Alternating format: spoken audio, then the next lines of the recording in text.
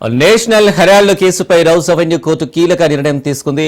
ED chargesheet పై court తీర్పు reserve చేసింది. ఈ నెల 29న తీర్పు వెల్లడించనున్నట్లు రౌస్ అవెన్యూ కోర్టు తెలిపింది.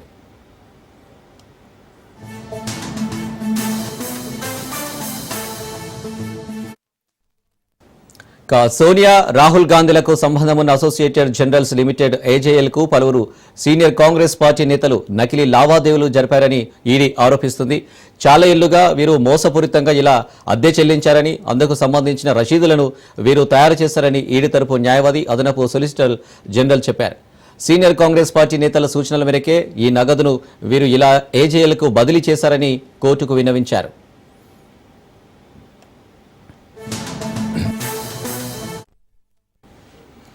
ఈడీ వాదనలు విన్న కోర్టు తీర్పును రిజర్వ్ చేస్తున్నట్టు స్పష్టం చేసింది.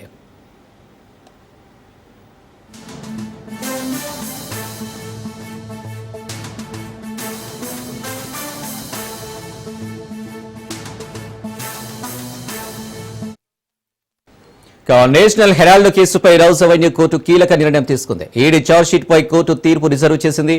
ఈ నెల 29న తీర్పు వెలువడించనున్నట్లు రౌస్ అవెన్యూ కోర్టు తెలిపింది.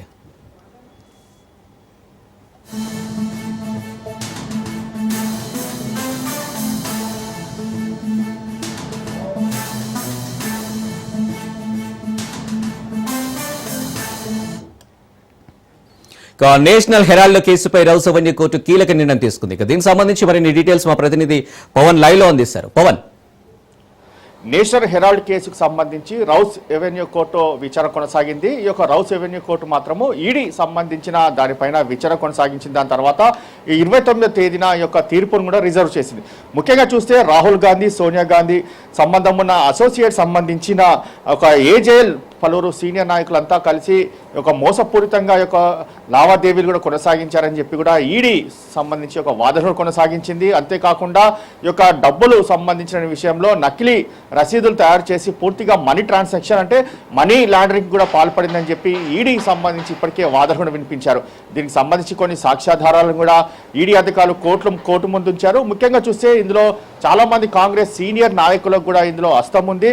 అయితే ఏజేఎల్ సంబంధించిన సంస్థను కేవలం 50 లక్షలు మాత్రమే వారికి ఇచ్చి యొక్క పూర్తిగా ఏజేఎల్ సంబంధించిన సంస్థను పూర్తిగా వీరు యాజమాన్యంగా తీసుకున్నారు. అప్పటి నుంచి కూడా ఇప్పటి వరకు దాదాపు 2000 కోట్ల రూపాయలు కూడా పూర్తిగా యొక్క మనీ లాండరింగ్ జరిగిందని చెప్పి కూడా ఈడీ దీనికి సంబంధించి యొక్క వాదన కూడా వినిపించింది. అయితే మొత్తానికి యొక్క వాదనలు వినిపించిన కోర్టు మాత్రము 29వ తేదీకి యొక్క తీర్పును కూడా రిజర్వ్ చేసింది. ముఖ్యంగా చూస్తే కాంగ్రెస్ సంబంధించిన సోనియా గాంధీతో పాటు రాహుల్ గాంధీ పలువురు చాలా మంది సీనియర్ నాయకులు మాత్రం ఇందులో హస్తం ఉంది. అంతా కూడా ఈ యొక్క మనీ సంబంధించిన లాండరింగ్కు పాల్పడ్డారని మాత్రం ప్రధానంగా దీనికి సంబంధించి కొన్ని కీలకమైన సాక్ష్యాధారాలు కూడా సేకరించారు. సాక్ష్యాధారాలు సేకరించిన నేపథ్యంలోనే ఈ యొక్క వాదన కూడా కొనసాగింది. అయితే మరోవైపు చూస్తే ఇటు ఈ యొక్క సోనియా గాంధీ కావచ్చు, రాహుల్ గాంధీ తరఫున న్యాయవాదులు కూడా ఈ యొక్క విచారణ కూడా కొనసాగించారు. విచారణలో భాగంగా చూస్తే ఈ యొక్క వాదనలో మాత్రము కాంగ్రెస్ పార్టీకి సంబంధించిన వారు ఎవరు కూడా ఇందులో మనీ లాండరింగ్ జరగలేదు, పూర్తిగా లావాదేవీలు వీళ్ళన్నీ కూడా పూర్తిగా సక్రమంగా జరిగిందని చెప్పి కూడా ఈ యొక్క వాదన వినిపించారు. అయినా కానీ కోర్టు మాత్రం ఈ యొక్క తీర్పును 29వ తేదీన రిజర్వ్ చేసింది. ఆ రోజు మాత్రం ఎలాంటి తీర్పు వస్తుందనేది మాత్రము చాలా ఉత్కంఠంగా ఎదురు చూస్తుంది.